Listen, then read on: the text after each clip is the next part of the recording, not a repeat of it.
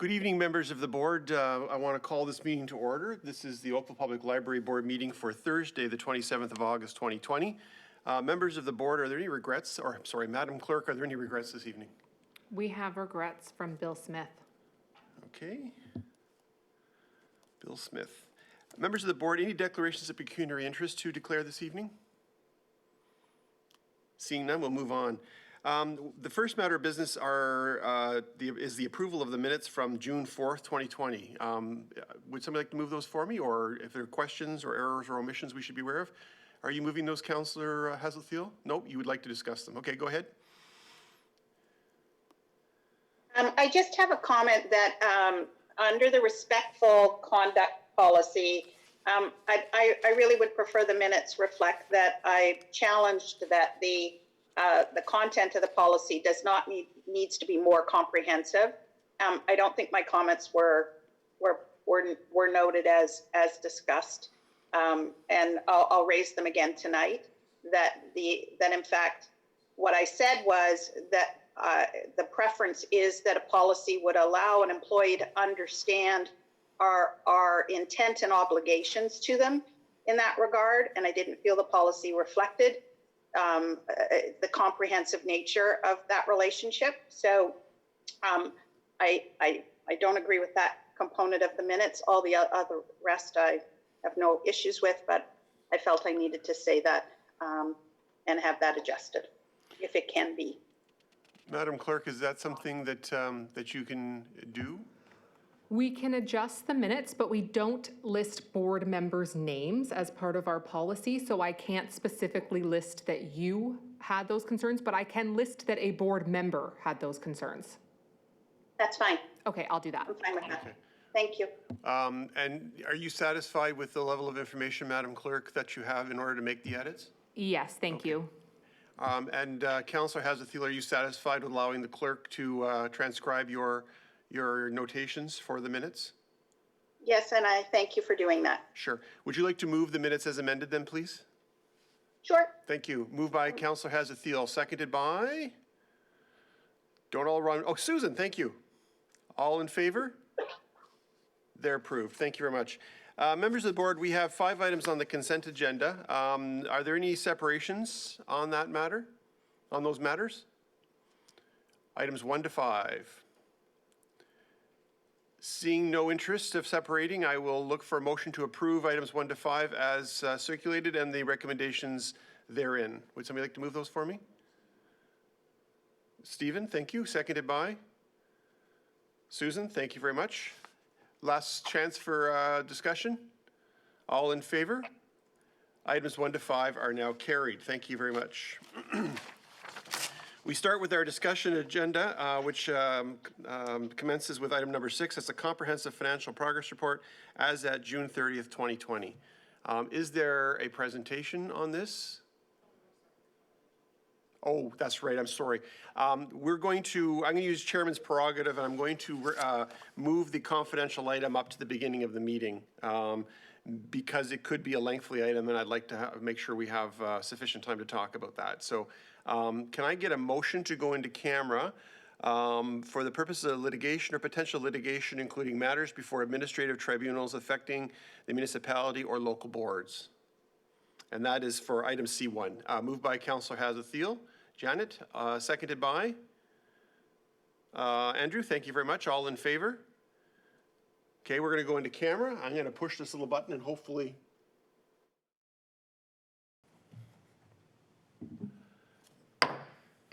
Okay, members of the board, we are resuming in public session, and I will report that this board of directors met in closed session for the purpose of dealing with matters of litigation or potential litigation, including matters before administrative tribunals affecting the municipality or local board. Members of the board, we have a resolution to pass regarding the website update, and it's simply that the website update be received for information. Can I get a motion to that effect, please?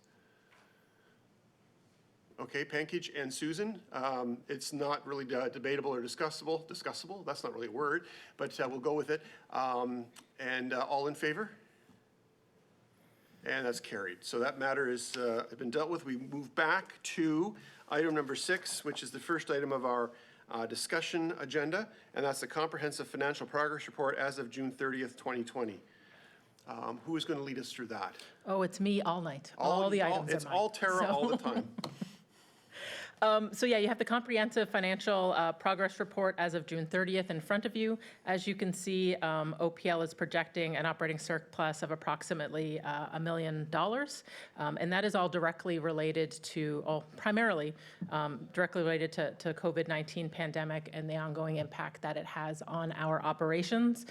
You can definitely see that in the customer experiences area, which is seeing approximately a $700,000 surplus that directly relates to the closure of the library's pieces. And then we did have a number of vacancies prior to closing the libraries, and those vacancies have just compounded as we haven't filled them. And then the rest of the amounts are just from having the libraries closed for such a long period of time, and then introducing them gradually over a phased process, and then just savings we're seeing through items like training, conference, travel, and areas such as that. So Belinda is here to support with any questions that any of you may have on this report.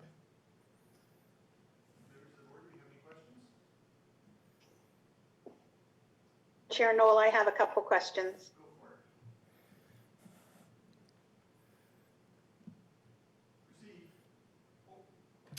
I forgot to push my button. Proceed, Janet. Okay. So can you just clarify for me? We have a surplus. What can we carry into the new year, if anything, as you are looking at the 2021 budget? So OPL returns all its surplus directly to the town to go into the tax reserve, is my understanding. Or Catherine can answer that maybe a bit more detailed.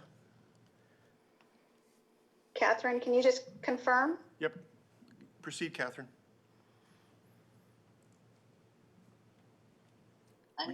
There you go. Sorry. So just to give context, generally we look at the town's net position as a whole, and as much as library is showing a surplus, the overall town is projecting a deficit.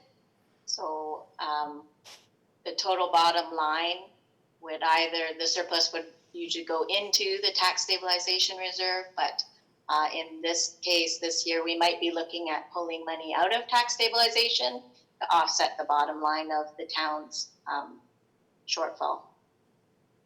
So as a sorry. Go ahead, Councillor. Go ahead.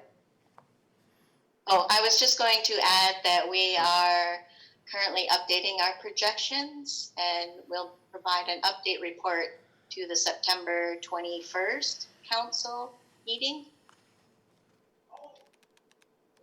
So just as a follow-up to that, then, just so we're clear from a budgeting perspective, even the capital dollars that were deferred would return, or are they still kept as capital dollars?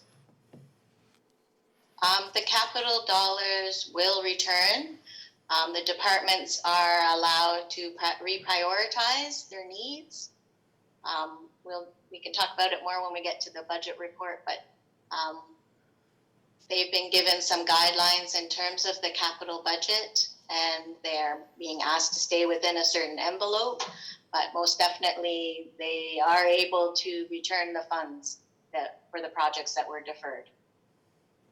Thanks very much. Sure. Thank you, Councillor. Further questions on this report? Your microphone. Oh, it's my button's on. Can you hear me, board members? Okay, IT didn't think you could hear me. We know that they're paying attention now.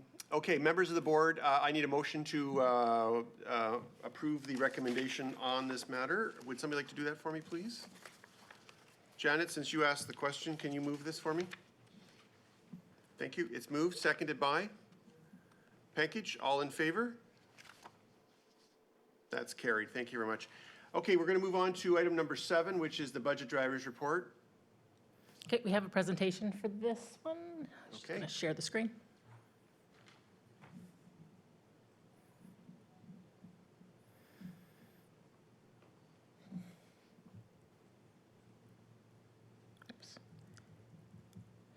and to continue OPL's deep partnership with the town of Oakville. I'm going to pass this on to Catherine to start.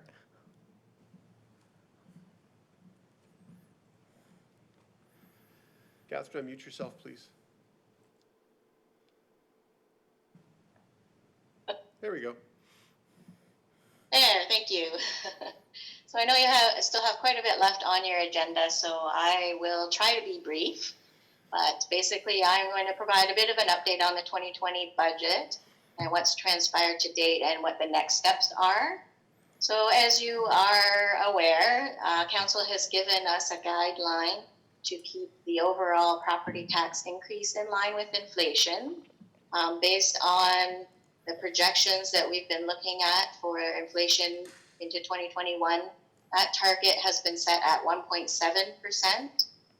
So when we look at the overall, combined with the region and the education expected increases, the town's target is 2.3%. Next slide. So we took a report to the July 7th Budget Committee meeting to give a bit of an update of where we sat with the 2021 budget. I know there's a lot of information and numbers on this slide, but I'll try to highlight the main points. So the first column there represents the 2021 budget as we forecasted last year when we were preparing the budget. So the important thing to note there, we were looking at an increase of $5.8 million. And that's when we were targeting about a 2% inflation. So we now know that inflation is sitting at 1.7%. So we would have to reduce the budget to $4.7 million, which would require $1 million budget reductions. However, with the state that we're currently in with the pandemic, we obviously had to look forward and try to anticipate what some of those impacts that would carry over into 2021 would be. So that yellow column represents some preliminary estimates that we worked with departments on in July. At that time, we were estimating there would be an increase of $9.2 million. This is, as you probably are aware, the areas that are being hit the most are transit revenues, recreation revenues, planning and building were also delayed quite a bit. So that's what that $9 million represents for the most part, is shortfall in revenues. So at the end of the day, where we sit is approximately $15 million increase, or 7.2%. So if we're required to come in at 4.7 million, that means we need to find reductions of around $10 million. Next, please. So Council did approve some temporary mitigating options in July to help offset that $10 million. The main one was the temporary deferral of the 1% capital levy increase. The other one is that rates and fee increases be tied to inflation. So they wanted to see that all our rates and fees are increased by a minimum of inflation, which helps offset some of the impacts. So next. So what we're looking at now with the one-time capital levy savings, which equates to about $2 million, we would need to find $8.2 million heading into the budget development in July. So what's happening now, I can explain on the next slide. So as a result, the staff direction from the executive management team was a little bit twofold. So one, corporately, the executive management team wanted to look at identifying efficiencies from the numerous service reviews that have been ongoing over the past year. There has been a facility review, a recreation review, a fleet utilization review, a one-call call center consolidation for Service Oakville, things like that. So those studies have been identifying efficiencies that obviously take some time in order to incorporate. So EMT wanted to revisit what efficiency savings could be found for 2021, and even longer term savings that we could potentially use some reserve funding to bridge the gap in terms to find and to give some time to find those savings. The other thing that we would be looking at corporately was maybe a further reduction in the capital levy funding as a one-time measure. And then the other corporate thing was a potential for grant funding. So we have now heard that we've been awarded approximately $6 million. Some of that is dedicated towards transit, but that's to help fund our shortfall in 2020. Now, from a department perspective, the departments, in order to help try to mitigate, have been asked to give ideas in terms of one-time temporary budget mitigation options. So this could be in the form of maybe continuing to gap vacant positions and things like that.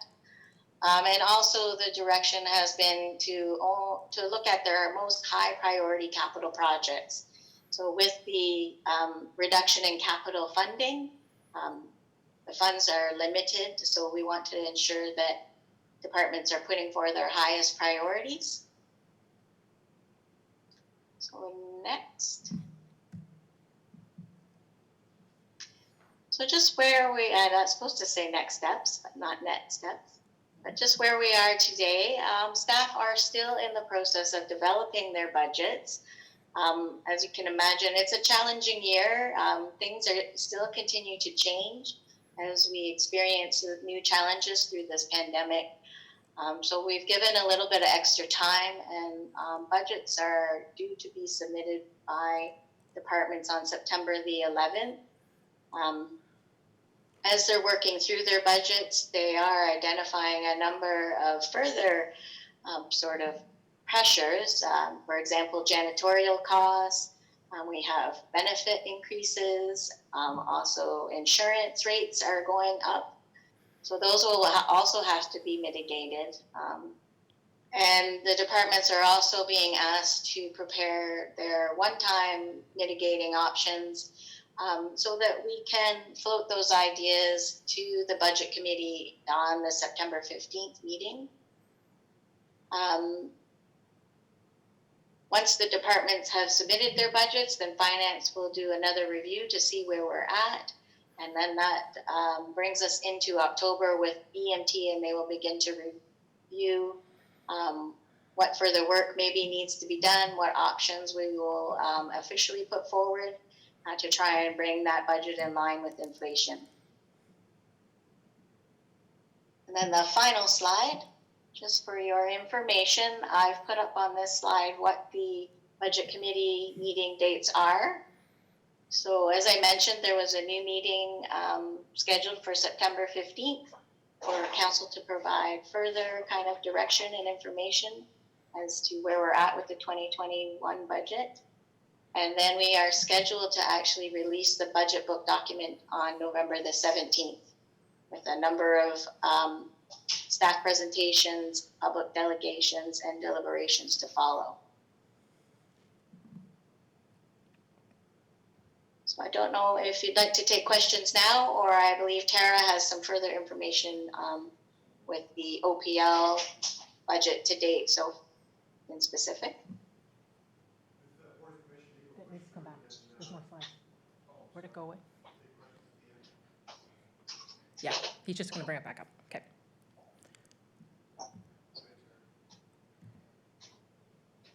My mic was off. I just said without objection, I will have Tara just continue, and we'll take questions at the end. There's supposed to be 4 more slides. It's all right. We're going to go rogue. And I'm going to speak to it. Well, maybe we figure that out. So just speaking in particular to OPL, in the report, we clearly highlight some of the drivers that we're facing this year. The pandemic is definitely playing a significant role for the 2021 budget planning. In particular, the increased cleaning costs. You'll note there it's almost $200,000. I will point out that that is mostly related to the 5 branches other than White Oaks and Clearview. We're currently in the middle of having, perfect, if you can just bring up. Yeah. Nope, the number 11, if you can bring up 11. Tara, you have to advance. Okay. You don't control that. Oh, okay, well, it wouldn't, okay. Yeah.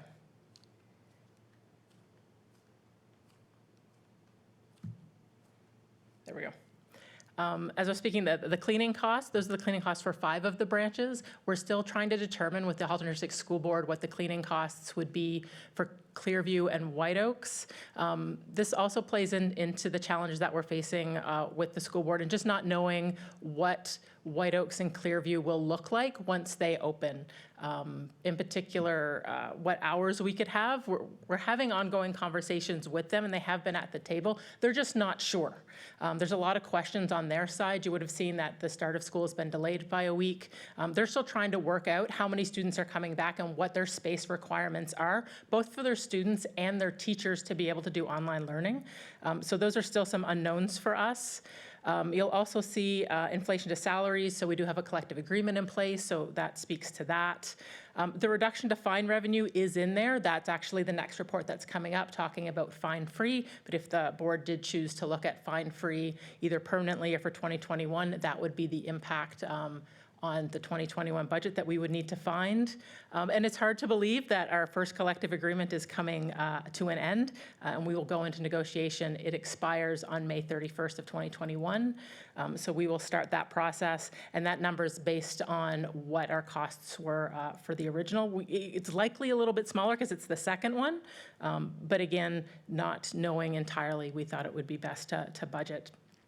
So as you can see, those are some significant pressures coming in. That's almost $500,000 that we'll be looking to find within our existing budget.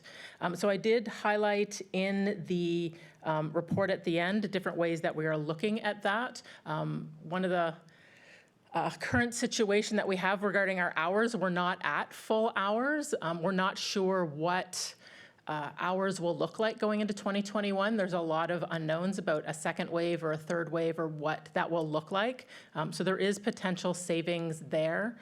We also have a significant number of positions. We have about 15 vacant positions at this point in time that we could look at for that savings. And then as Catherine indicated, we are in the process of working with finance to go through line by line the budget to see what we could potentially save in for 2021 in particular, mileage or training or conference, things that we just won't use to the same degree next year where we could find savings to help alleviate that.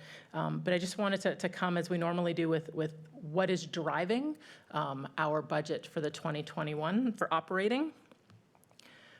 Also going to speak to, I don't know why it doesn't want to go. There we go. The capital project, as Catherine also indicated, the envelope for capital projects has shrunk significantly. So we are bringing forward a number of deferred projects from 2020 that we think meet the threshold for critical for us. One is library furniture and equipment. That just keeps everything in a good state of repair. There are different equipment that we're bringing forward. We're definitely expanding some of our needs for programming, going virtual and really upping our presence and our value in terms of what that looks like, starting to incorporate, green screens and creating studios. The courier vehicle was deferred from 2020.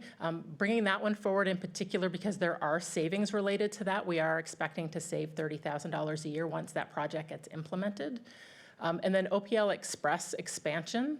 So we do want to further put in OPL Express locations at other locations. I think given the pandemic, we've kind of changed our view about where they should go. At QEP and 16 Mile to a lesser degree, and St. Luke's, once they closed, those OPL Express locations became inaccessible.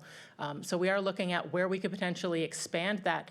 That may not be the case. Should we be in more vestibules? What are the other locations that if we do have to close our branches again for whatever reason, we might still continue to be able to function the OPL Express location? So we think that is definitely something that should continue to come forward.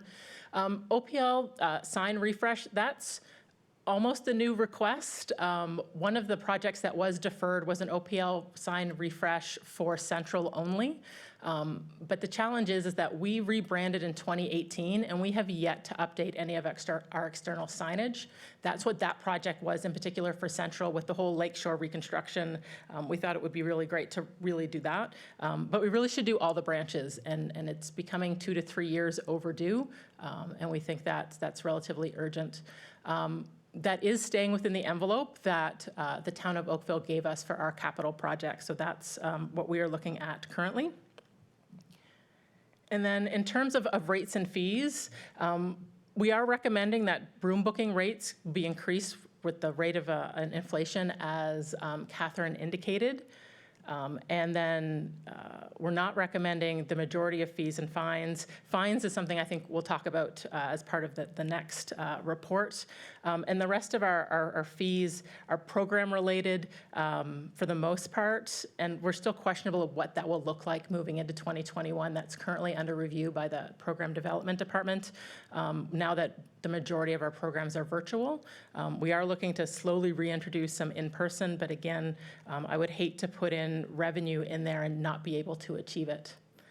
And I'm also recommending that we move the 2021 budget report from September to October. Normally it comes to the board for approval in September. However, we're dealing with a significant number of unknowns. The town is as well. We can definitely bring something for September, an update, but there is a high chance that would have to be adjusted when we get feedback from the town based on their process, and we'll have to bring it back in October anyway. So that would be what I'm looking to do is to move that from September to October. So happy to take questions. Okay, members of the board, questions for Tara or for Catherine, I guess? Okay, Stevens first, go ahead. Hi, thank you very much for that. The cleaning costs are obvious and very necessary. Do we get volume discounts through procurement? Because we're obviously going to be buying a whole whack of this stuff. And is there consideration, and I know that there's the whole debates for and against local buying and so on, is there any local supplier that we could be buying hand sanitizer from, for example, that might be very cost efficient and also helping the local economy? Yeah, so when I refer to cleaning costs, I'm referring to the cost of actually having the cleaners come in and do daytime cleaning. So that's not referring to cleaning products. We do get that through the town. We take advantage of their procurement through their stores. And so we order through the town and they do broader ordering. But that number speaks to having daytime cleaners at the 5 branches that are open right now to do wipe down of high touch areas throughout the day. And that is a local company. Yeah. But the hand sanitizer thing, if possible, I just throw it out there. I know other people are trying to do this as well. And if it doesn't work, it doesn't work. But if there is a local supplier that makes sense. Oh, sorry, Commissioner Bell. That's my So I job. just wanted to speak to Commissioner Bell. PPE in general. So what we have done, because we've centralized all of the PPE and inventory for the town and the library together, is that we have sourced a number of suppliers. Initially, a lot of our supply came from out of province, but because of some of the challenges, we've diversified so that we're not reliant on any one supplier, whether it be for hand sanitizer or for N95 masks or surgical masks or cloth masks. So as much as possible, we are doing exactly what you have suggested, Stephen, which is to source as local as possible, but also to diversify in case there's any change to our suppliers. In addition to that, we are also reviewing our overall inventory of any product that comes out of province, where we would have a challenge if that product was not available either in the physical operations of our spaces or in order to continue an operation. So we are looking at that now. We're either ordering far in advance of where we normally would, or we're looking for alternative suppliers as well. Thank you very much. That's great.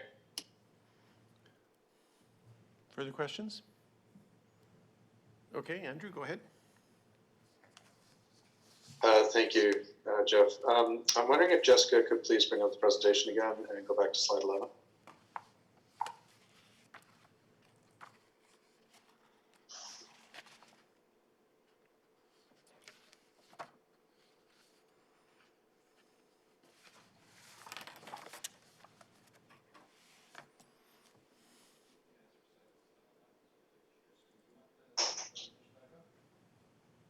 Yeah, slide 11. That's it, Okay. right, Andrew? Yes, that's the one. Thank you, Jessica. I'm just curious, the amount 142,700, I'm not clear on what that refers to. The operating impact total. Oh, I think that's just a mistake. Sorry. Yeah, no, that's just an error on my part. So just if you ignore that full 435 is the line, number, right? that operating impact total, just ignore that full line. That's my fault. I apologize. Oh, no worries. I just wanted to be clear. No, not to Yeah, worry. it's not in the report, so that was my mistake. Yeah, it's all right. Oh, believe me, I made enough errors. Don't worry about it. I just wanted to make sure I wasn't missing something. So thank you for that. No, thank you. So just sort of taking a broad view, I mean, it looks like on some level we need to, obviously plan for the worst, assume that all of the current restrictions that are in place will continue throughout 2021.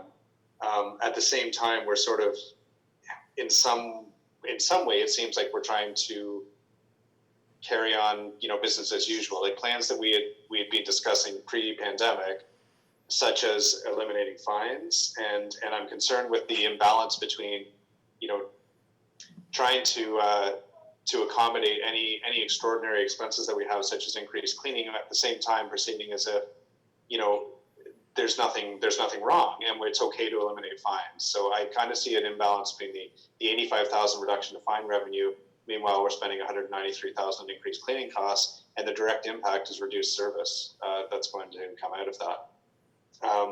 Related, but obviously different because it's capital versus operating expenses. I'm concerned about the optics of doing a sign refresh for $100,000 at the same time, then we're having to obviously reduce these operating costs. And I know it's a separate bucket, but I think it doesn't necessarily play well when we've had staff laid off for months, we've had service reductions, and yeah, I don't know if it's the right time to do a rebranding. So I'm curious in, hearing if there's other thoughts. Maybe I haven't considered everything, but also what the rest of the board thinks about those two items. Thank you.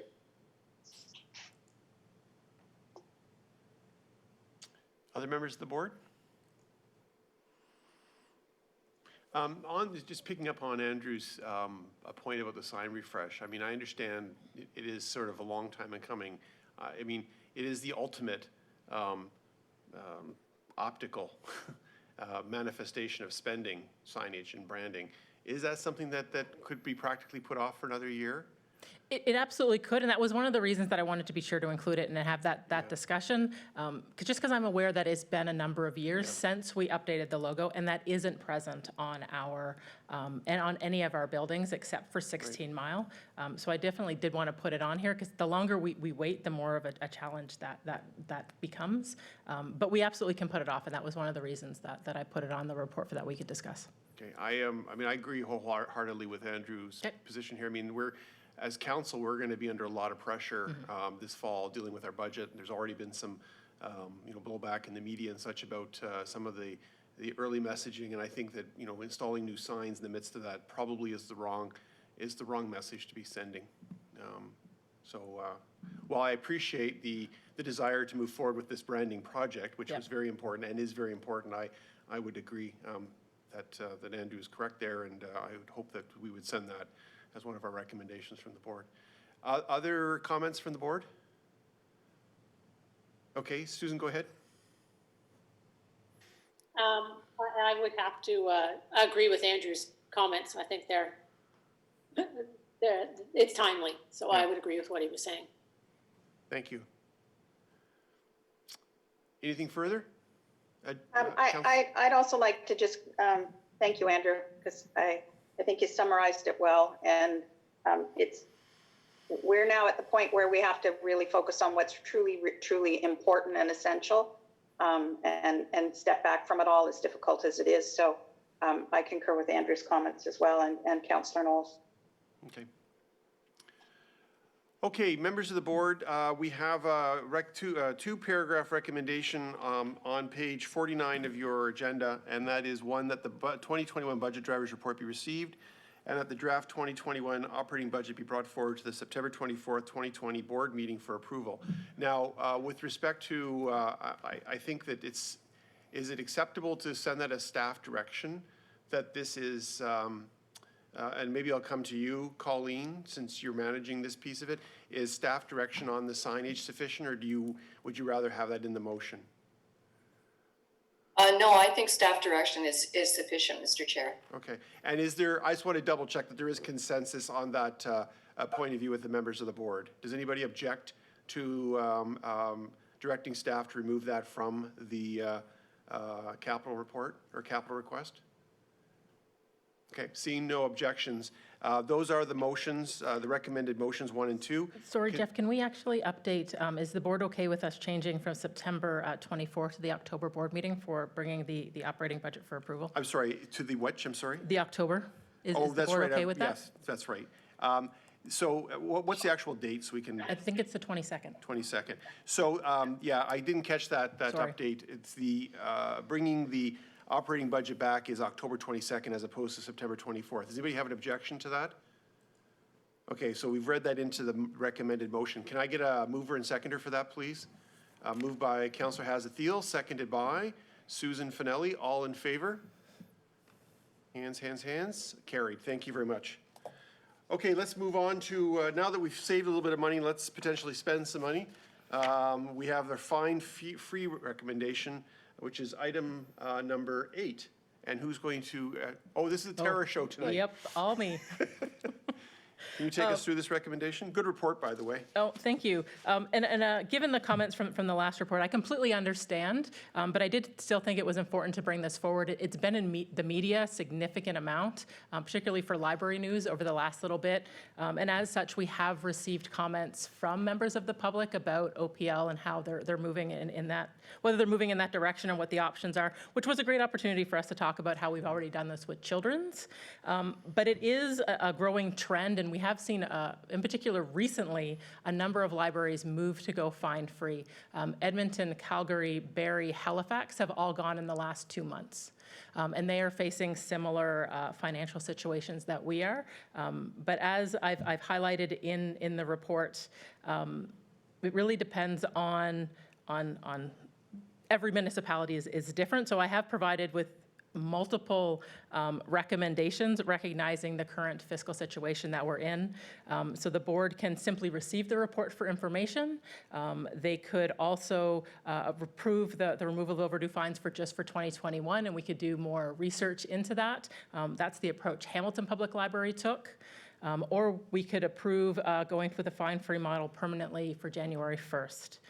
So I think the report overall is quite detailed. We're definitely standing on the shoulders of giants of the other libraries and kind of building this. So I'm happy to take questions and discussion around which recommendation the board would like to move forward with. Can I just ask one quick question before we get into the fullness of the report? Maybe I missed it. I know that we anticipated $74,000 in 2020. Clearly, we're not going to come anywhere close to that. What are we, based on trends, did we have a number in mind for 2021?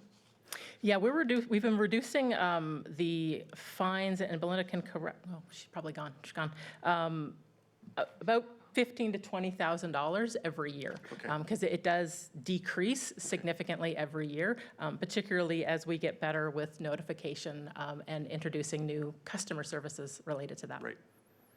And the switch to digital is also having a significant impact, and that's being driven significantly by the pandemic at the moment. Okay. Members of the board, you've heard the report. Does anybody have any comments or questions with respect to this? Well, I'll give you my 2 cents worth. I mean, I'm fully in favor of moving forward with this, notwithstanding what we just got finished saying. I think that the argument that's put forward in support of this is compelling.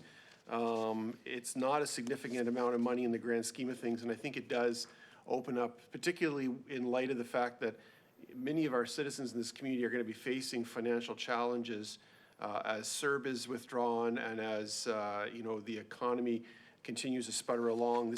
This while we need to be financially prudent, is potentially as an opportunity to also support our community both in 2021 and going forward. So I personally would be in favor of just moving forward with the fine-free model. We've been talking about this probably for 5 years now. We've had great success with the children's model. We see other libraries are doing it.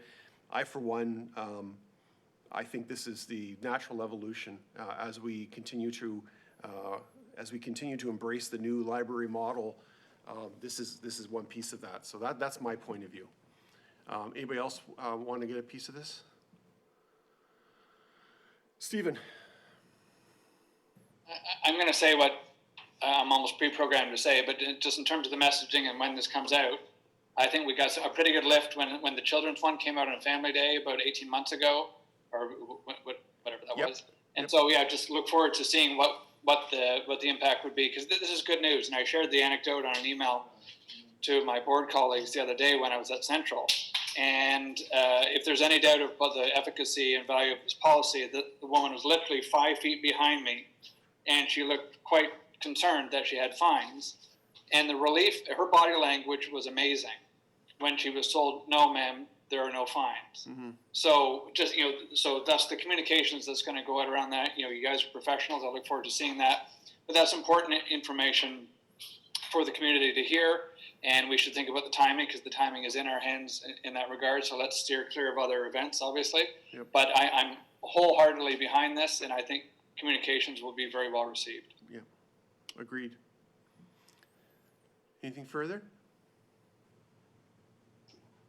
Councillor? So I guess I'll add my comments. I found the report far more compelling than I actually thought I would mean to.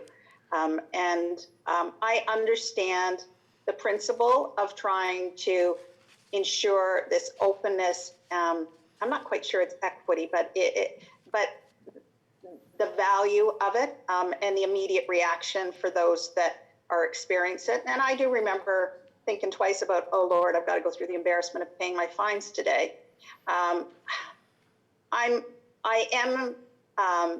not supportive of number 3. I think that it is taking a position without data points related to, so how many people do we, do normally have this level of fine?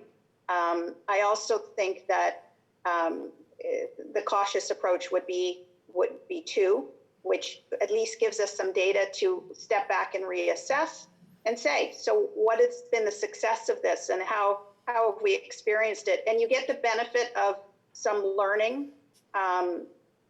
So my preference would be that it's, if we are going to spend that kind of money in this time, that what we're saying is we see that this truly is going to make a difference in people's lives that are core to our mission, but we're also prepared to learn, not just to put it in place. So just to clarify, so you're in favor of the suggestion that we simply approve it for 2021, as opposed to the subsequent suggestion is that we just make it a permanent feature of OPL. Okay. That would be correct. Okay. Further comments? Andrew? Thank you. Just to, sort of reiterate what I said earlier, I'm concerned about the financial impact, to be blunt. I'm wondering if this is something we could look at on even on a quarterly basis. I understand that we're trying to, improve the library experience and reduce, the guilt and the shame. and so on. But I'm greatly concerned about it. It's marked at $85,000 in the budget drivers report, which is 20% of the gap. So it's a pretty big chunk. That's my concern. It'd be $54,000, I assume, right? Because you reduced $20,000 a year. Is that not correct?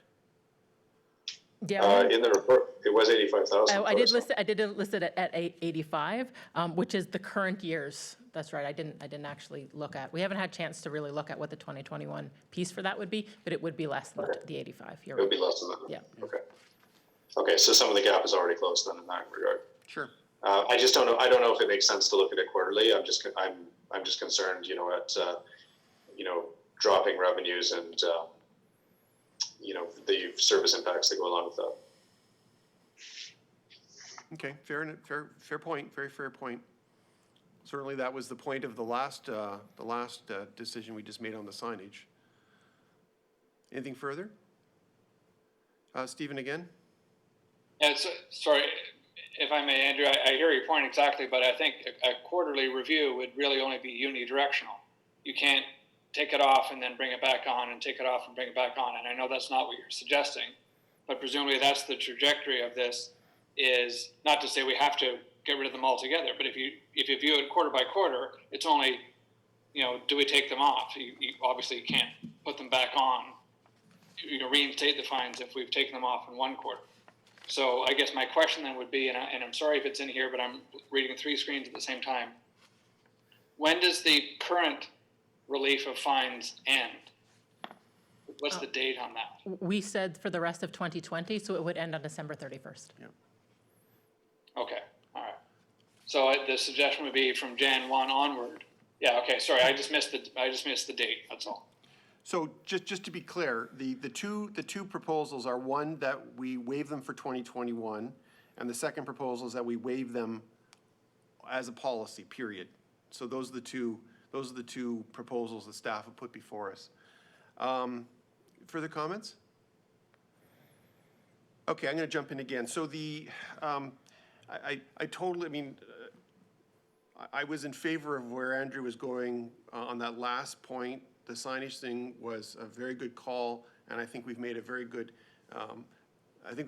decision there to direct staff to remove that. I just want to emphasize this is a trend and sort of a best practice in the library world now. We're seeing this across the system. We're trying to adapt our library to be new and modern and in keeping with where libraries and library services are going essentially across the planet. And we spent a lot of time and energy doing that. This is really, in my estimation, and this is my opinion only, I think this is the next step. I think that it's not only a great way to encourage the circulation of our materials, and we know that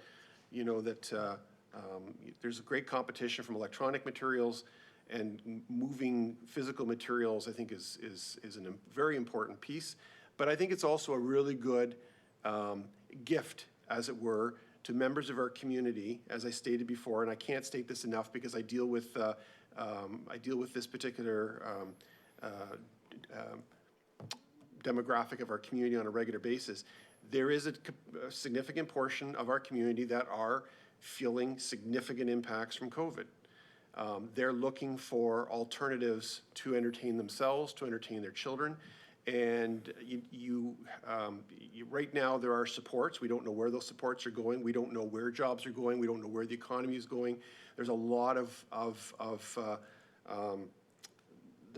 uncertainty. We can, part of our role as a library system is to be, and this is the evolution of libraries, there is a degree to which libraries have become a bit of a social service. We provide an alternative to people that otherwise couldn't afford the recreation, the reading, being able to sit in the library, et cetera. So I'm personally in favor of making the decision once and for all, and frankly, not look at it as a potential financial impact, but look at it more as a financial benefit for our community at a time when they're most hurting. So I think the timing is right. The momentum in terms of moving in this direction and refreshing our library offerings is right. And we've been talking about this for a long time. It's too bad that it has to happen at this point in time, or it's too bad that we've had to go through this situation. But maybe, maybe this is just going to be one way we can not only get this done once and for all, but also really give a boost to our community that are most in need in this, and to whom these dollars are going to make a difference. I'm very much aware of people who have made decisions about not going to the library anymore with their children because they've amassed fees for book bags. Not that that's ever happened to me. But I mean, I know that's an actual factor in some people's minds. They amass a certain amount of fines. Their kids have left the books hidden underneath the bed, and suddenly they got that big bill and they just won't walk back into the library. And that's a crying shame, really. So we've already fixed it for kids. I think we need to move. I think we move forward to fix it for the adults as well. And we're not eliminating all fines and fees. We still maintain replacement costs and other fees as well, or other fines as well. So it's not as if we're walking away from all fines and fees. We're basically looking at the daily fines and fees. The overdue. Correct? Yeah. So I would, I would. I'm at your mercy. I'm at your pleasure in terms of what we put on the table to vote on here. But if I were able to make a motion, I would be moving the second recommendation with respect to just making a policy decision for the library, and just basically going to town with the marketing on this, and really let people know that the library is here for them in good times and bad. So that's my 2 cents. I guess I've spoken twice. So that's my 4 cents. So. I'll go back to members of the board. Pankage, his first-time speaker. Yeah, I've listed some commentary there. Let's go Pankage, Andrew, and then Councillor Thiel. Okay, go ahead, Pankage. I will be brief. I've had a lively discussion of this in my own head for the last 15 minutes. And I am, I think, quite moved by your rather impassioned speech, Councillor Knoll. Okay. I completely agree with you. After going back and forth in my head and keeping in mind what Andrew said, which is also very beneficial, I do agree. I think we should just waive this going forward. I completely agree with you. Okay, thank you. Second, Andrew? Pankage took the words right out of my mouth. Okay. So yes, you impassioned is the right word, and I'm prepared to support that going forward. I believe for clarity, it's actually recommendation number 3 rather than number 2, which is an ongoing relief of fines. Yeah, the numbering is a little odd here. Sorry. I just want to add one more thing. Sure. I also do agree with Stephen in that, perhaps there's an opportunity here for us to turn this into a real win. Yes, we are standing on on the shoulders of giants, and we're sort of maybe even late to the party, but I think there is a communications opportunity here. Oh, yeah. And I think the library can, benefit from that as well. Okay. Yeah, the numbering is a little off, so. Yeah, I apologize. I mean, let's refer to, so option 1 is 2, and option 2 is we'll call that, so the second option, which it doesn't have a number, we'll call that option 2. How's that? Which page are you on, sorry? I'm on page 55. And okay. there's I'm on 139. There we go. Am I in the right meeting? I think it's just the way it's numbered. I've got the analog version, so I think the numbering is slightly different. So the one I have, correct me if I'm wrong, there's recommendation paragraph 1, 2, and 3, and then it says or, and then there's another recommendation that doesn't seem to have a number. Are we reading from the same document? We are now. Okay, yes. So what I'm saying is that, so option 1 would be number 2, I guess number 2 and number 3. That would be option 1, and option 2 is the unnumbered option. Jessica will totally fix all this at the end of the day, as long as we indicate to her what our ultimate goal is once we get to a vote. I'll come to Councillor Hazelfield now. Now that I've totally confused everybody. So I'm also quite moved by your passion for this, and I understand the passion. I also recognize that you can achieve exactly what you want to achieve in number 3 with number 2, which is to say, we will provide this gift to the community. We will support the community with this, and that we will leverage the learning and the experiences and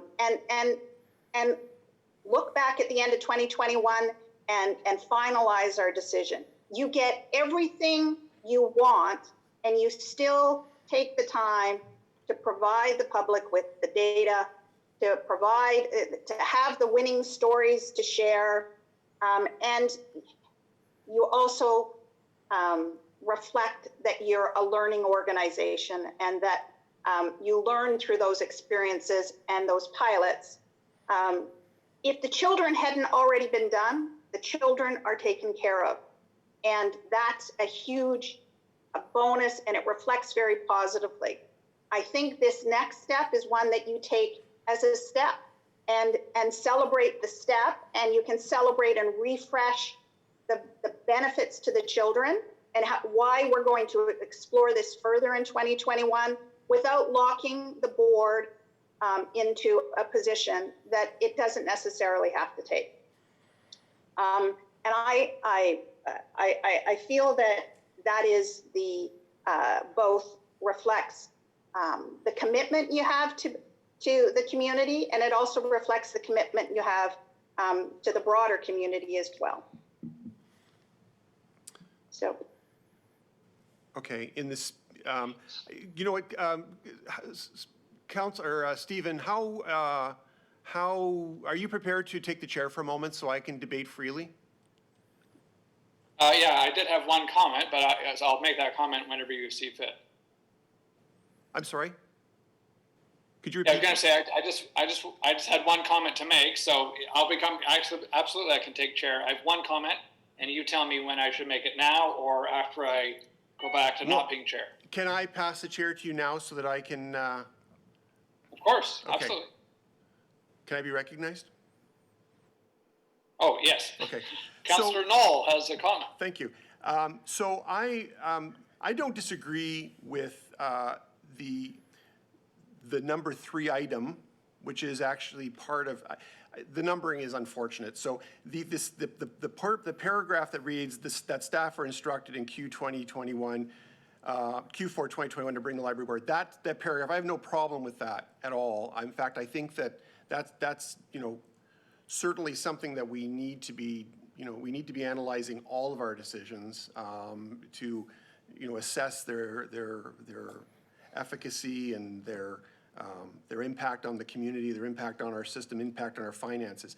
I guess the big distinction between where I'm coming from and where Councillor Hazathiel, it seems, maybe coming from, is that the only difference between us at this moment is that I want to take the step to make this permanent, and Councillor Hazathiel wants to do it on a trial basis. I think this is where libraries are going in general. We're already seeing this revenue decline year by year by year, and I think the biggest gift we can give and the biggest public relations boost that we can have to boost our service is to take it by the horns and just move forward with the abolition of fines. I just think we need to step right into this and take advantage of that opportunity to really turn a new group of people onto the library and not make it feel like it's a COVID response, or not make it feel that it's a temporary measure, that it's that we are. I mean, while I think it's important that we do it from an economic perspective in the sense that the people are hurting and we need to maybe find a way to give something back. I do think it's also a longer term commitment that we need to make to say this is the commitment we're making to literacy. This is the commitment we're making to recognize the social service aspect of libraries that has become the norm now.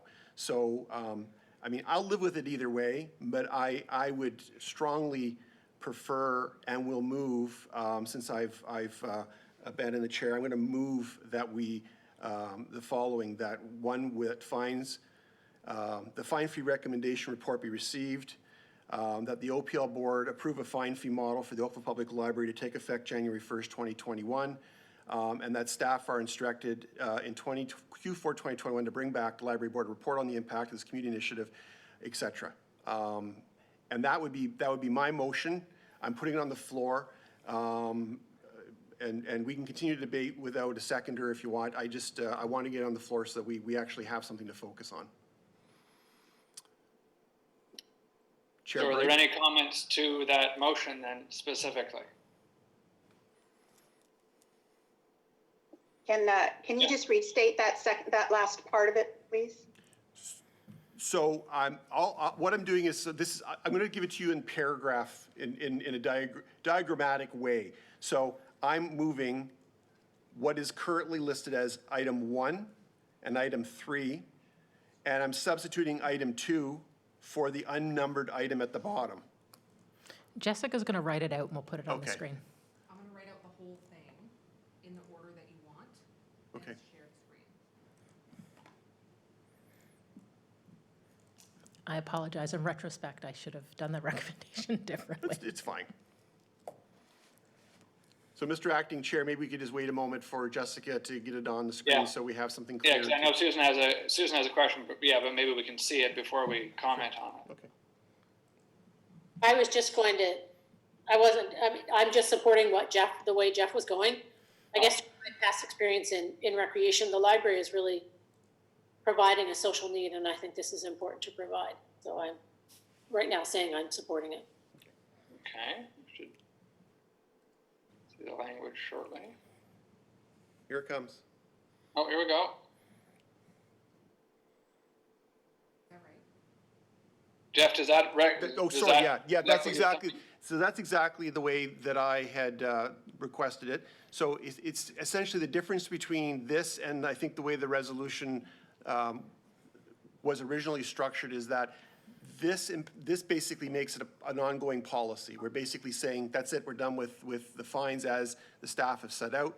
And that number 3 is we want to actually have our decision validated at the end of 2021, sort of like we did with the children's fines. We did the same thing with the children's fines. We asked the staff to say, hey, was this a good decision?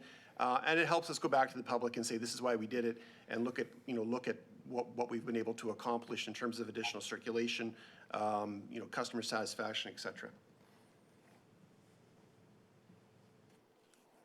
Okay.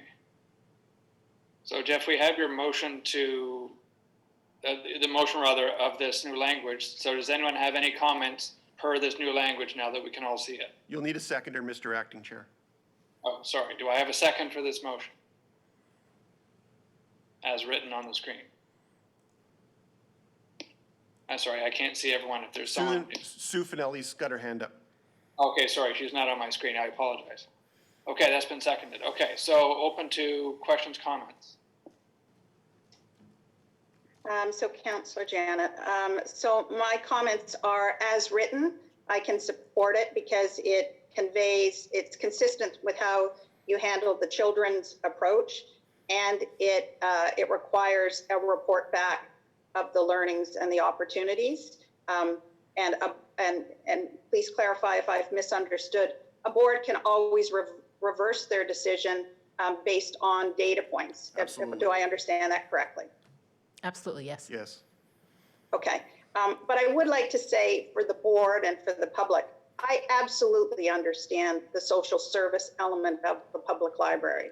I am a champion of it. I have regularly encouraged people in every demographic, in every financial category about the investment we make to provide a great service to the community.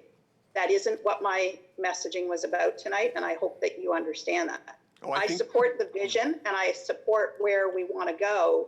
I just am also very conscious that we need to be a learning organization. Yep. But as written, I absolutely will support it. Councillor, I think you and I are legion on this, so no issue. That's great. Thanks very much, Janet. And again, I apologize. I can't see everyone else on screen. Does anyone else have any comments or questions on this? I saw Andrew's hand go up. Okay, thank you. So I don't know why I can't see you. Sorry.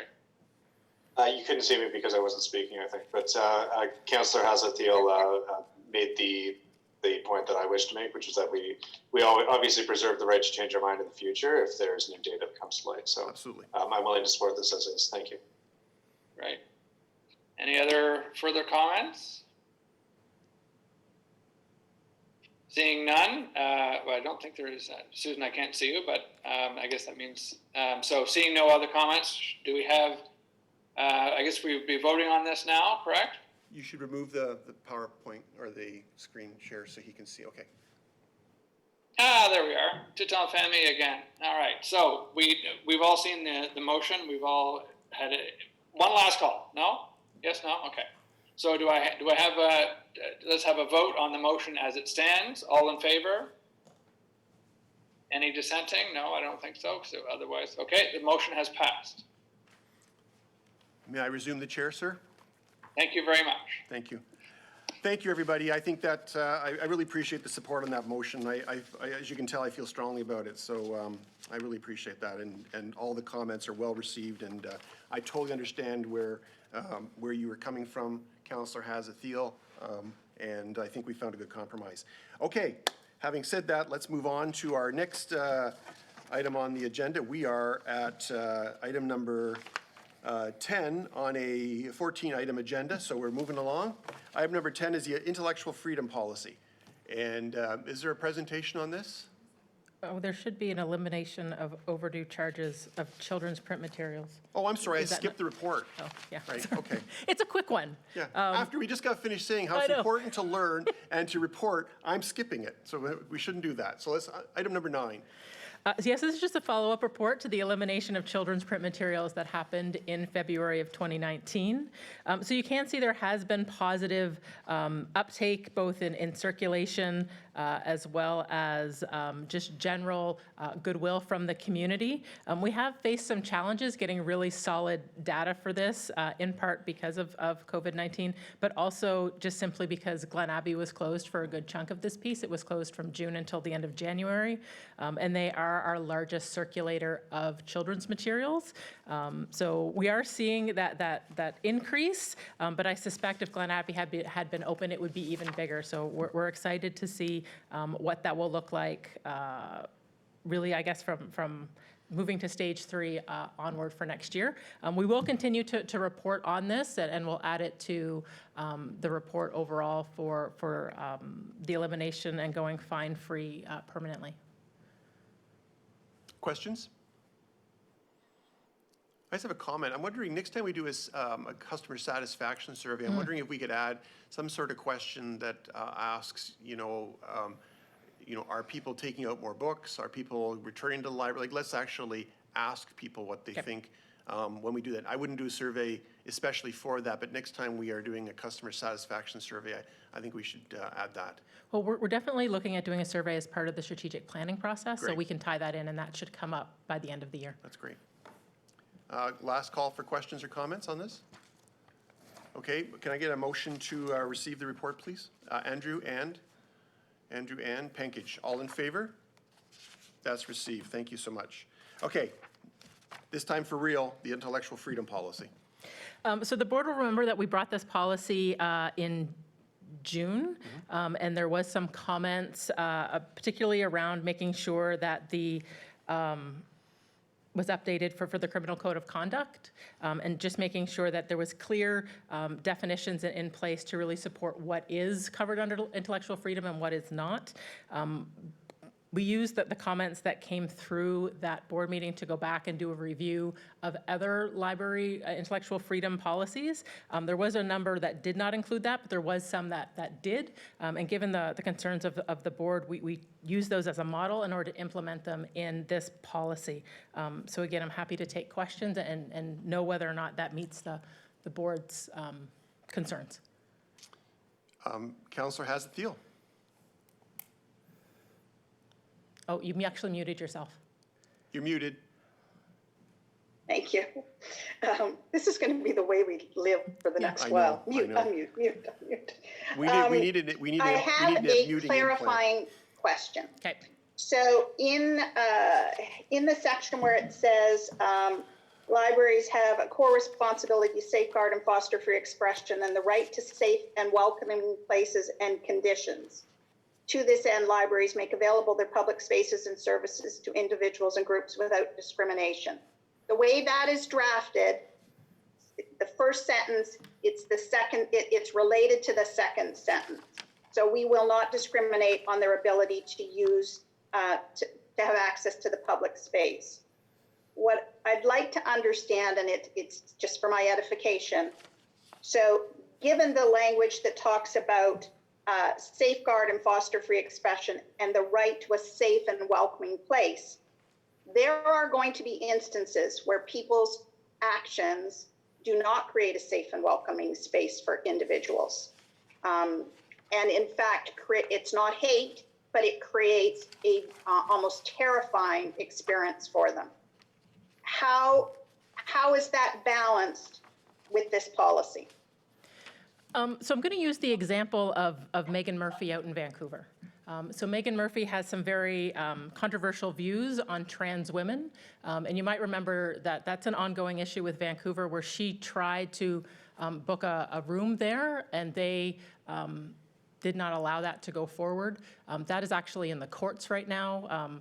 Vancouver did a lot of work really researching how, if as a public institution, they could not allow her to do so. And what's come back is that they actually can't. She's not breaking the law, and that Right. by silencing her, you are actually silencing her right to do that.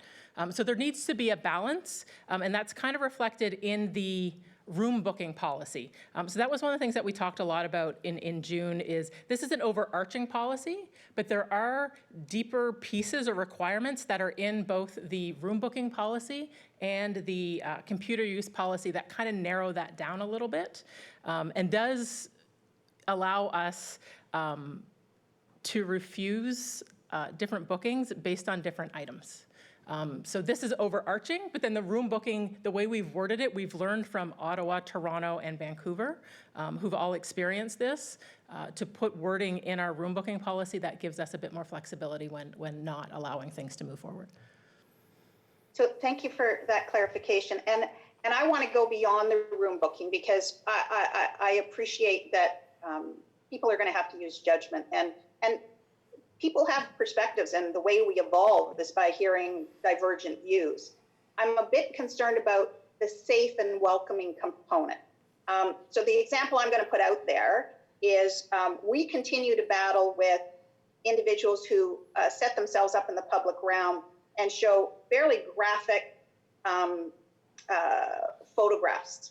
And there's a debate about the freedom of which to do that in the public realm, on town property. It's not resolved, but it doesn't create a safe and welcoming. And when I think about the public library and I'm coming into the public library, I guess I'm asking, they still need to have permission to do what they wish to do. Is that correct? That's a complicated question. So when it Sorry, I turns, always ask the tough ones. so there's things like we know that individuals come into the library and watch pornographic issues on our computers. That's not illegal. They're allowed to do that to a certain degree. We do not encourage it. When it does happen, staff will go over and speak to them about it. Items like that, we have items in the collection. One of the big ones, and I'm dating myself a little bit here, but the Madonna book, Sex. When it came out, there was a lot of conversation about whether that should be on a shelf, whether that should be somewhere else. So a lot of these cases, we really look at, what is legal, what are they allowed to do, and then what do we want them to do, and then we use other ways to kind of manage that behavior. So for computers, we put on, oh my God, I'm blanking on the name, like protection screens so that you can't see them if you're sitting next door. It allows somebody a lot more privacy to it. Certain books, we just move them from different collections to ensure that they have a bit more security to them. So whereas I do truly feel that we cannot forbid access to it, that doesn't mean we can't manage it. Yeah, so thank you for that. I wasn't at the meeting where you had a more fulsome discussion about this. Yeah. And so for my own comfort level and for the questions that I get, I just wanted to be clear. We have some levels of protocol. Absolutely. Because if of all the things I hear us talk about, we want a safe and welcoming environment. And there are individuals who will be disruptive of that, not in a, and there needs to be some mechanisms to say, we want to hear you, we want to give you your opportunity, but you have to do it in a respectful way. Yeah. And the increasing challenge is that different groups have different versions of SAFE, and some of them are in direct conflict with each other. So it's definitely something that we are not alone in struggling with. There's a lot of work being done on this in librarianship as a whole, particularly watching the US and what's happening down there and how they're kind of doing that. But yeah, no, that's exactly to what you were saying. Okay, thank you very much. Thank you, Councillor. Further questions, comments? Did Stephen, is he just scrolled off the screen, or? He's still there. Oh, he's still there, okay. Hello. Because I have to see the board members to see if they can, if they're interested in asking a question. Any comments or questions on this? Just an observation. I mean, everybody is, well aware of, what industry I'm in addition to being a counselor, and there's been such a sea change in what is acceptable today versus what was acceptable only a few years ago. So this is quite a challenge. There's no question. Yeah.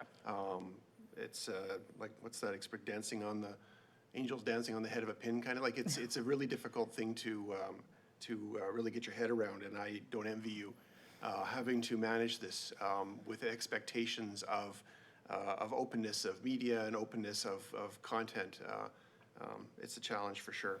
Okay, members of the board, is it your will to approve this this policy tonight? If so, I need a motion to move the approval. Stephen and Andrew. Further comments, questions? All in favor? That is carried. Thank you. Okay, we're moving on to item number 11, which is the respectful conduct policy. Not totally unlike the previous issue. Yeah, exactly. Back in June, board brought forward concerns about this. So we basically looked at other examples of respectful conduct policies out in the library. We had originally based this on the town policy. However, trying to find a way to bring forward the board's concerns and add it to this one, we basically had our existing one, which we've again balanced from the town, and added in an additional sentence to highlight OPL's commitment to human rights and legislation, which was what we took from the key concern in June. But from comments from earlier in the board meeting, we may have missed the mark. Okay. I see Janet smiling. Did you want to jump in? So I do want to acknowledge that there is some change.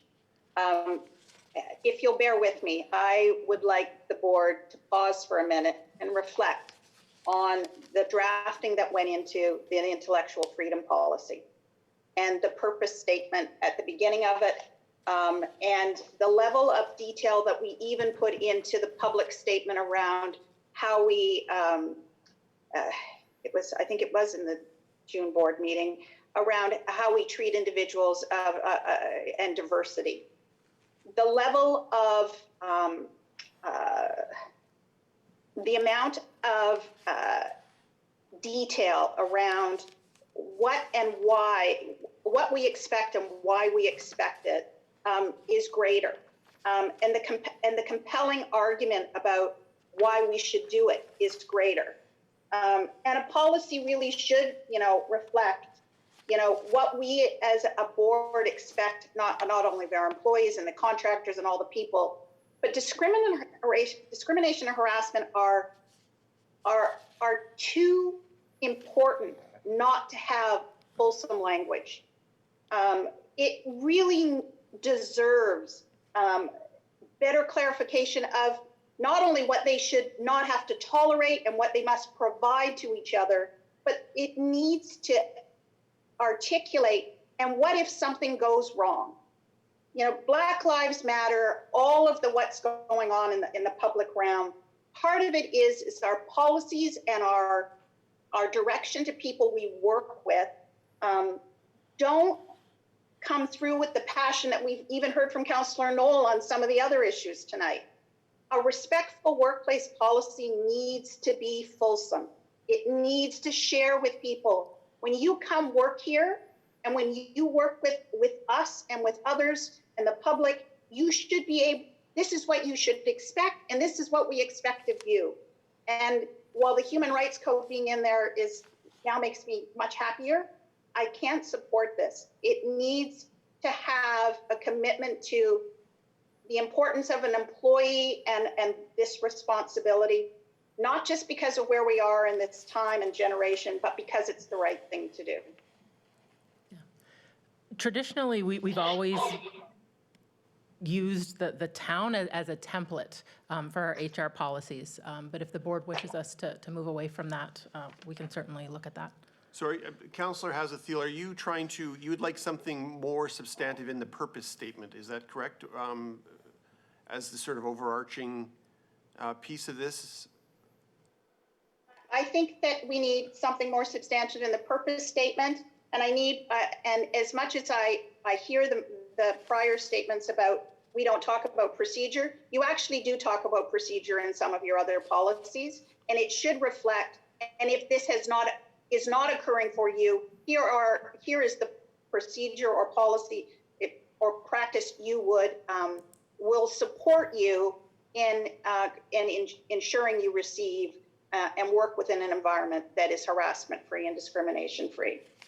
We failed to put that in there, and so I think the whole thing needs to rewrite. I'm sorry. It is not, maybe the town, and maybe that's a municipal approach to it, but we can do better. And we should do better, particularly because of who this organization is and how many people you touch and the role model you want to be. Okay. Other members of the board? Okay, so I want to make a comment on that. I have absolutely no issue with Councillor Hazathiel's passion on this one. And I, in my opinion, sort of an overarching, almost call it a policy statement, but like almost a mission statement in terms of our intentions and our expectations of our staff and our customers. I think that makes sense. I am concerned about the mechanics of it in terms of the procedural issues, because those are all covered in other legislation.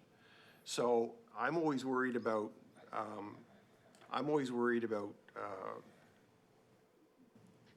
setting out separate procedures that are very clearly codified in legislation, and there's not many pieces of legislation that are as detailed in their implementation as the Occupational Health and Safety Act and the Ontario Human Rights Code. Those are two of the most prescriptive pieces of legislation I think we have on the books in the province. So I would not object to sending this back for a rewrite. I think we certainly have the time to do it right. For a myriad number of reasons, not the least of which is what we are currently going through as a society. I think if it'd be tone deaf if we didn't pay really close attention to that. So I would support the initiative of sending it back for an additional rewrite. And maybe members of the board could provide their own advice to staff in terms of maybe we could all send in our thoughts on this and give the staff some thoughts or some suggestions as to how to proceed. I don't really want to make policy by committee, so I don't want to have a fulsome conversation on every word that goes into this document tonight, but I think in light of the importance and the fact that this is our document, this represents the views and values of this board as well as the library system, I think everybody should have some input in it. So if this isn't totally outside of the normal procedure, I apologize, or if it is, I should say I apologize, but I would suggest that we send it back. I think Councillor Hazathiel would probably move that. I think we should send it back, and members of the board should, I think, reflect on this over the next 2 weeks, perhaps, and send in comments and feedback as to what they would like to see in the document, and then have staff try to pull something together for the next board meeting. Would that work, Tara? It would, yep. Okay, so I'm going to go to Susan for a comment.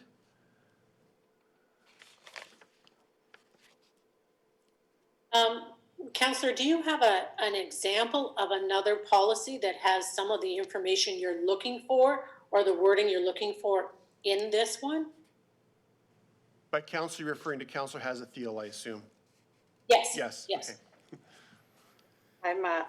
I have a myriad of policies that I could share that would, I'd be more than willing to share, and as examples of what could be. I think that'd be awesome. I actually would really appreciate seeing that, yeah. to understand the detail of what you're concerned, like what you'd like to see. So I would love to get something that I could review. Yeah, I think that's a great idea. Anything further? Stephen? Well, this is more just anecdotal. I'm curious because we're talking about respectful conduct. Tara, with respect to the masks and asking people to wear masks as they come in, have the employees themselves, have your team been subjected to any disrespectful actions by people coming in, or has it predominantly been respectful? I'm just speaking anecdotally here. No, this is a question that we've actually touched base with our managers and supervisors pretty regularly on, wanting them to come forward with any issues that they're kind of facing. And to date, we haven't had any incidents at all involving masks. The policy was in place a little bit before we moved into stage 3, so I think people were already in the rhythm for it and kind of encountered that in other places. We have had people come in saying they have an exemption, and it's just a fine, thank you, welcome, and please let us know if we can help you. And so far, it's been really, really positive, actually. That's great. Thank you very much. I'm really happy to hear that. All of us that are in the customer service business are happy with this situation, because it's been my experience in my own business as well. I was expecting a lot of pushback, and it's been tremendous, the support of the community after the region passed that bylaw. So it's been really good. Mm-hmm. Further comments or questions on this? Okay, so I need a motion to refer this back to staff for redraft. We're going to give board direction that Councillor Hazathiel, who has kindly volunteered to send information to other members of the board to consider. And I would solicit other members of the board to send your feedback to staff so that this policy can be a reflection of our collective will on this matter. Councillor Hazathiel, did you want to give me the motion to refer or defer? Yes, I will. Thank you. Seconder, please. Pankaj, it's a deferral, correct, Jessica, or a referral? If you were just deferring this actual motion to another meeting, but you're going to make changes, So it's a referral. Okay, so the proper wording is referral. I always get referral and deferral mixed up, so. And I always defer to Jessica. I would say referred back to staff for further review. Okay. Okay, that's the motion. All in favor? That's carried. Thank you. Okay, moving on. Ironically, mandatory use of non-medical masks, face covering policy. So this one we're bringing to the board just to, I'm blanking on the word, reapprove the policy that the executive committee approved. We took it to the executive committee simply due to timelines. The region of Halton's bylaw came into effect on July 22nd, but was given to us on July 15th. And part of the requirement of that bylaw was that we had to have a policy in place. So we used the Halton bylaw as a base to create our policy. We sent it to the executive committee. They reviewed it and approved it, and now we're bringing it to the full board to solidify that. Councillor Hazathiel. Can you just clarify, in the staff room, are they able to social distance 6 feet? We do have person limits for the staff rooms where that's not possible. So 10 people can't go into the staff room at a given time. In some of the locations, we've used other rooms to create multiple lunchrooms for people in order to be able to accommodate it, to ensure that that 6 feet distance is being accommodated. So when we say they do not have to wear a mask in the staff room, our control point is the number of people that can be in that room. Correct. Okay, thank you. And I assume the same is true for the administrative offices, correct? Correct. Okay. As permitted under the Halton bylaw. Yep. Yeah. Further comments or questions? Andrew, go ahead. It very clearly says a non-medical mask or face covering. And I mean, I don't know if this sounds weird, but if someone wears a medical mask or an N95 or something, I mean, the same applies, right? I don't know how it's contemplated in the town bylaw, to be blunt. But obviously, like the prime reason here is just to wear a face covering at all. I can give you a bit of flavor on this because we had this conversation quite extensively at the region. I mean, the reason is the region and the Department of Health are very cognizant about trying to make sure that members of the public are not overtaxing the frontline workers that require medical PPE or medical grade PPE, which was a significant issue, obviously at the height of the pandemic. So I think the rationale was that there's no medical, in the opinion of our medical officer of health, there was no medical reason to require N95s or other sorts of medical grade masks that, the double ply cotton, the non-medical, those blue things. I'm not sure what they're called, the very basic masks or disposable masks, or even, like ones like this. This isn't a commercial endorsement, cover up the logo.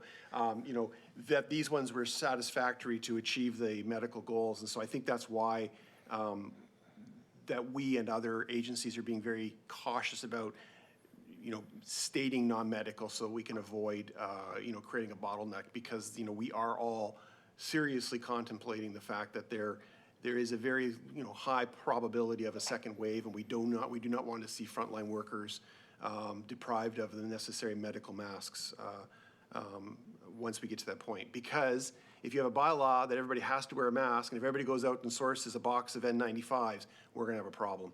So that's the rationale behind that. And so it's a minimum standard as opposed to you're not going to be fined if you're wearing an N95. Okay. All right. That was just an observational question. Yeah. Maybe more pertinently, and I don't know if this has already come up, and I suspect not, or it might have been mentioned, but if we have, for example, if we have a situation where an employee has an exemption, and then a member of the public or a contractor, whomever comes in who also has an exemption, and I mean, I guess, particularly with the employee, but, there's a duty of care maybe to give them, is there a space for them to withdraw from serving that person or dealing with that person, so that another member of staff who is wearing a mask can do so? What have we contemplated if two maskless people come face to face, what's going to be done about it in terms of they both have a right to feel safe, particularly in the workplace, but they may also both have a valid exemption? No, absolutely. If that issue comes up, the employee can speak to their supervisor or another colleague. There are generally multiple staff working in a branch at a given time and can easily swap out for each other. We've also provided staff with face shields. So whereas the requirement still is a mask, if they do have an exemption, we are providing another option for them that does provide some level of protection. Okay, that's super. And again, I think as we're all sort of, learning as we go through this, and obviously the science and the public health advice has evolved. So I think this is great for now. And thank you very much for putting it together. Can I just ask for clarification? So the only folks that are given the option to wear a face shield are folks that have an exemption. Is that correct? No, we've given face shields to all public-facing staff. Because the bylaw does very clearly not allow for face shields in compliance with the Halton bylaw.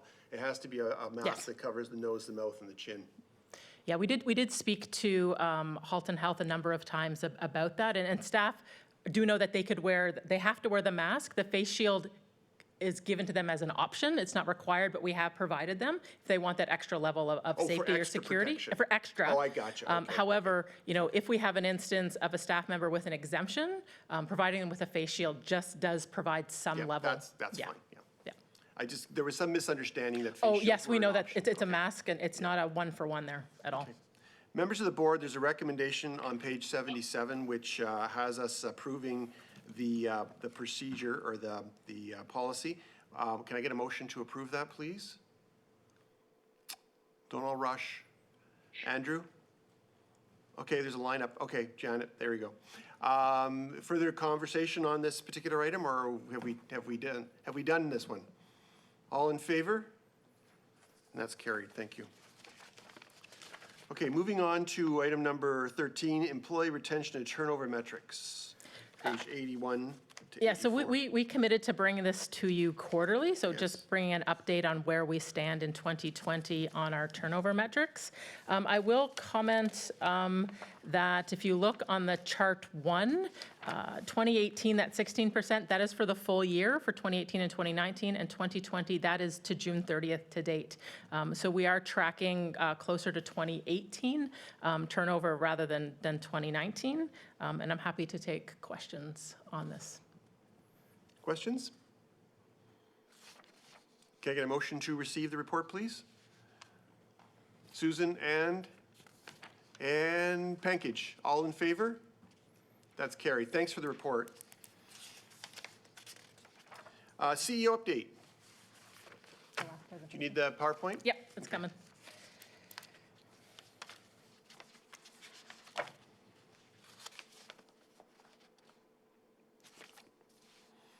Everybody's favorite part of the board meeting.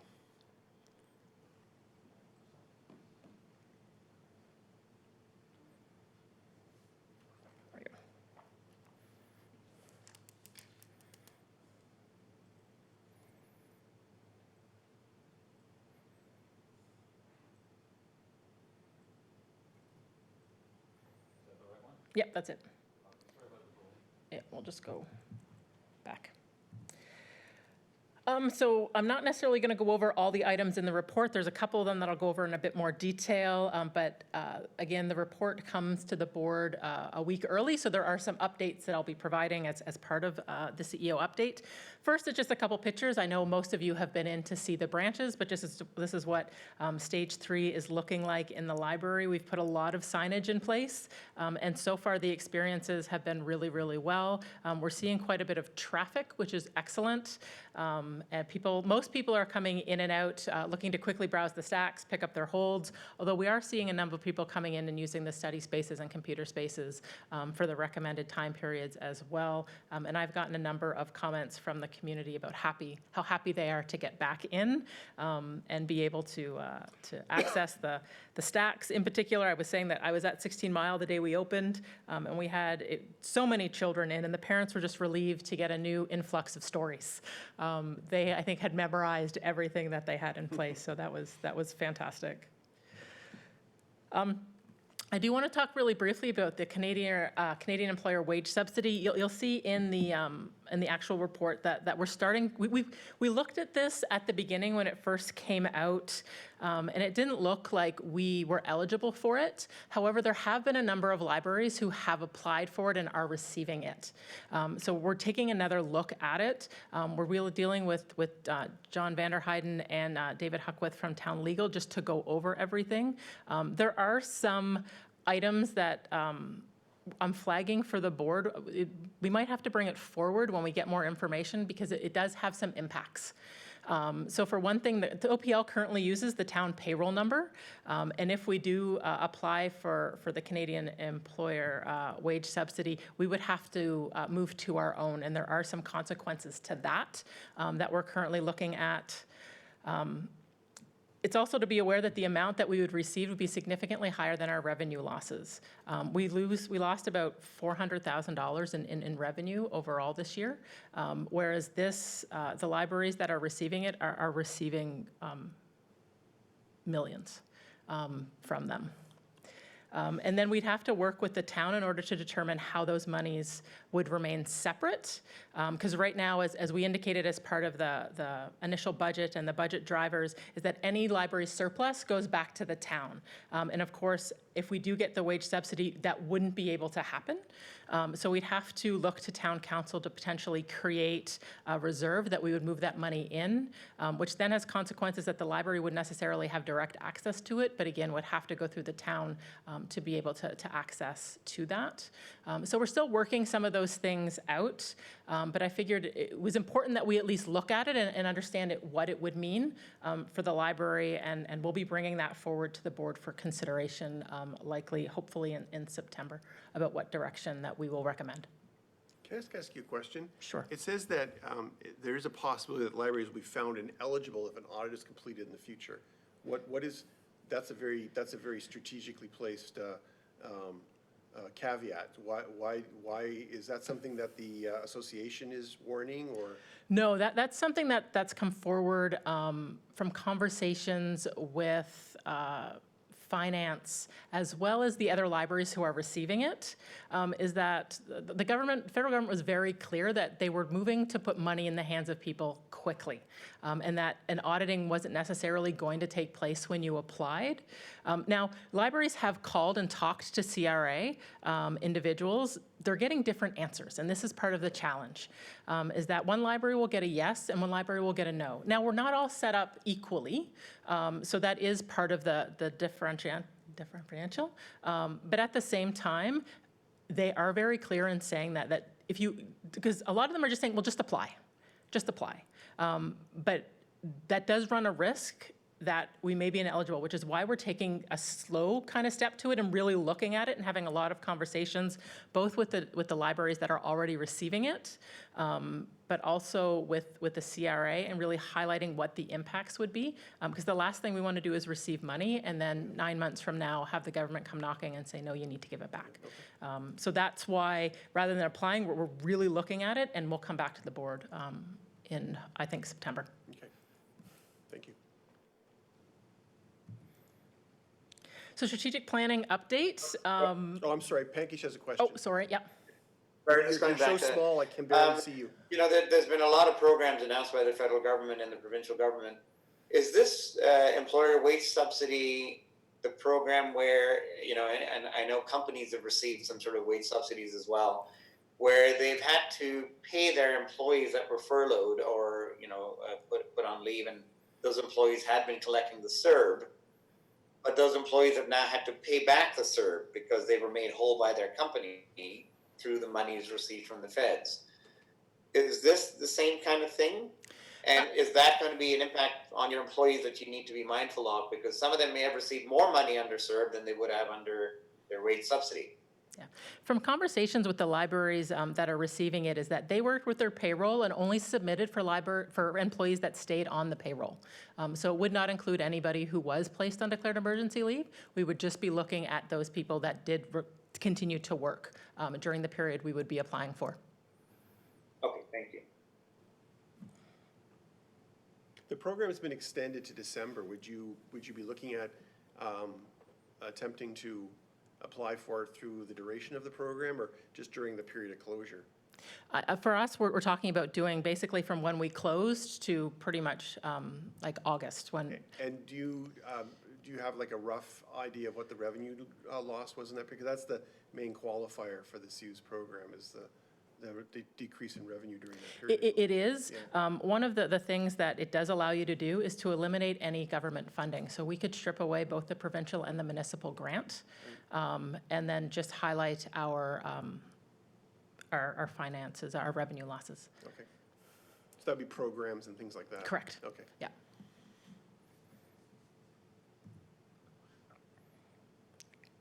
Can you? There we go. So back to strategic planning, bringing this back up because it's been on pause. It is still on the capital budget for 2020 as part of Q4. So just wanted to bring it up and let the board know I haven't forgotten about it. It is definitely on the agenda, and we'll be looking to bring forward what I think where we started, a facilitated strategic planning session. Again, I will reach out to the gentleman that we had been talking to before and see what our options are for our current environment, and I will bring that forward likely in September as well.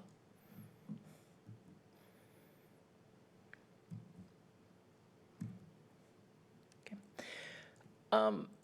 The town put out an employee engagement pulse survey and reached out to ask whether or not the library wanted to participate, and we always like to kind of do these types of things where we can. So we did say yes. The survey was emailed to staff who were working on July 9th, and I will remind the board that at that point, we had just launched into stage 2. So we had library takeout in place, and had opened up our returns, but we still had our full-time staff, and we had brought back minimal amounts of part-time staff. So there was an 87% response rate, and the overall result was a 79% that the staff are engaged within this year, and that 83 are engaged with OPL overall. And I have pulled out a couple comments that highlight some themes that we saw throughout this. The survey itself was, as I said, town-driven, and so very focused on full-time. And that was the majority of people that we had, as well as people working from home, because all our full-time staff at that point were almost all working from home. So you'll see that kind of in the comments. And I really wanted to bring forward some of the issues that staff had kind of brought up. I'm going to start with some positive ones and then some other ones. So the question was, what can this organization do to support you right now? So I was happy to see that for the most part, they were very pleased with the communications. I held, I think, 4 all-staff town halls during that period, kind of giving them updates and allowing them to ask questions and express their concerns. At the beginning, I was sending out email updates to all staff daily, and then late July, I moved to twice a week. And then about a week ago, I've actually stopped that, and now they go out about once a week, just updates with that. Good to hear that they were overall, there was a number of employees who were happy and they felt supported through that transition, particularly from April into July. We did hear a number of comments about needing or wanting extra compensation given the new stress and new procedures. There were some comments about us moving too fast and not getting full control of the situation, feeling a lot of pressure from the public to move faster, and want to be able to provide services safely, but like to feel stable with what we're currently doing. I think this really speaks to the fact that a lot of staff had just come back for library takeout and really were uncertain about how the process would be. I do think that we have taken a phased approach. There's normally about a month between when we would get the go-ahead from the province and when we would launch the next level of service. Although we are continuing to talk with staff and have given them a number of different avenues to bring forward their concerns, and letting them know that just because we start off some way isn't that way we're going to continue, that we're continuing to learn. And as we get a better sense of how staff and the public are using space in the new kind of normal, that we're making updates and changes. And again, this has come up, and I know it's come up with the town as well, is that the people who are continuing to work from home have been asking more about equipment and cost sharing in between that. So those are just concerns that are coming up and items that we're looking at, but I just think it was important for the board to know some of the concerns that the staff have brought up. And I just want to, provide some updates. OPL is just about finalizing its big summer game. It's been a big hit this year. We definitely had to pivot quickly in terms of our summer reading program. That is something that we normally run in branch and have the public come in and kind of register the books with volunteers that we have.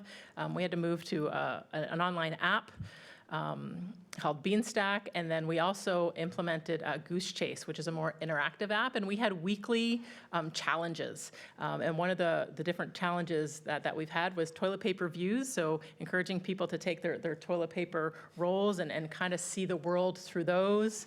We had Library Love, so asking people to tell us what they love most about the library.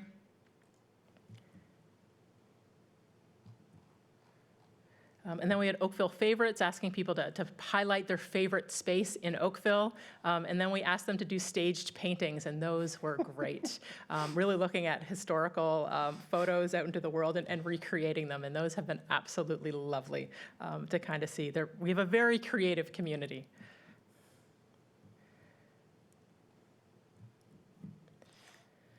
And then to end, I just wanted to have a brief conversation. I've been sending the board out updates on Monday and whether or not they wanted that to continue, just trying to get a sense of what kind of updates or information that the board feels it needs in between the board meetings.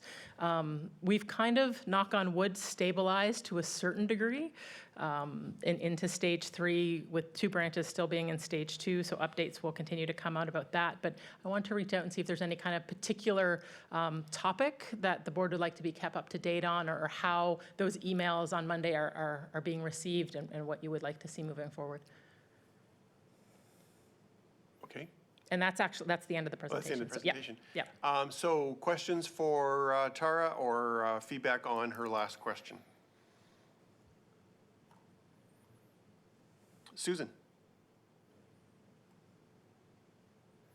I actually really like the Monday updates. So I would say keep doing them, at least for, I don't know how long we want to keep them going, but I do like reading them. I look forward to it. Okay. How long did it take you to prepare?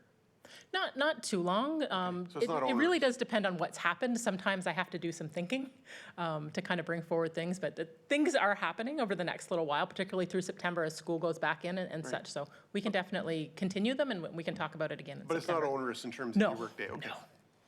Stephen, did I see you, or are you just giving a thumbs up? I was just giving a thumbs up because years ago in a different world, I had to do CEO reports to my CEO, and I did it every Friday. Tara's doing it every Monday. So I appreciate what's going into it. I pick up on Susan's comment. It's useful for the recipient. It's also, in my experience, useful for the writer because it crystallizes your thoughts and kind of reminds you of your priorities. So as long as it's not, a huge burden, I do find it very valuable indeed. Good. I'm just trying to make sure if there's any particular thing that you're looking for, please let me know. I always ask at the end of the email, so don't hesitate to reach out if there's something of particular interest. Counselor? So I appreciate getting them, and I don't want to over ask. I do like to hear a bit about, from a people perspective, what's the health and wellness of the organization. So even if it's, do we have, is our absenteeism up as a result of, we're in the midst of something where what's the stability of the organization? Okay. In providing the service. I think that commentary could be helpful, not weekly, but it is beneficial to know, we have extended people off on leave.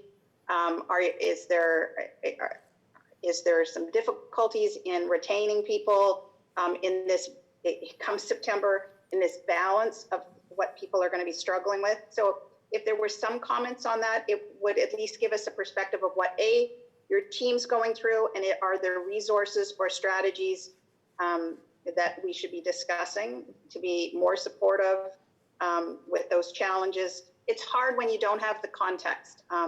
So those are my thoughts. No, absolutely. We can give you an update. We do have a number of staff who have taken leaves for various reasons, and staff, we have seen some resignations as a result of the situation or family situation, so we can absolutely, give some updates about that. Anything further? Well, I'll just chime in. I enjoy the reports, and I think you're hitting all the marks. Okay. The only thing I would be interested in is getting just a running anecdotal information on what customers are saying as well. Okay. Sort of like heard on the street kind of thing. Yep. I would just like to know how people are viewing our programs. Are people feeling comfortable with our changes? Just so we get a bit of a sense of what the team are hearing. Sure. I would find that useful. But again, as I asked the question before, I don't want to see, personally, I don't want to see you spending, half a day, Right. Working on the report. I see the CAO's reports that come out from Jay McCaskill and our CAO here in town, and sometimes I wonder how long it takes them to actually produce those reports. It worries me. But I find them extraordinarily useful, Okay, good. particularly when we're talking to members of the community who know we're involved in the library, because we can convey, as the ambassadors in the community, some of the good news. Absolutely, I can include that too. Okay, thank you. Anything further on the CEO's report? I'll look for a motion to receive the CEO's report, please. Somebody like to provide that? Susan, thank you. And almost the last motion of the day, people. Thank you, Pankage. All in favor? That is carried. Okay, let me just double check what we have here. So we've already dealt with item C1. Is there any new business to come before the board tonight? Members of the board, do you have any new business? Okay, Tara, any new business? Any late-breaking news? Nope. Okay, great. Okay, members of the board, our next meeting is on Thursday, September 24th, and I look for a motion to adjourn today's session. With great thanks for your cooperation and your patience and allowing us to go to almost 10 o'clock. I'm going to talk until 10, no, I'm just kidding. Janet, everybody wanted to move this one, so Janet moved, and I think I saw Pankage second. So all in favor? Meeting is adjourned. Thanks, everybody. Great meeting, lots of great work being done, and we'll see you in September.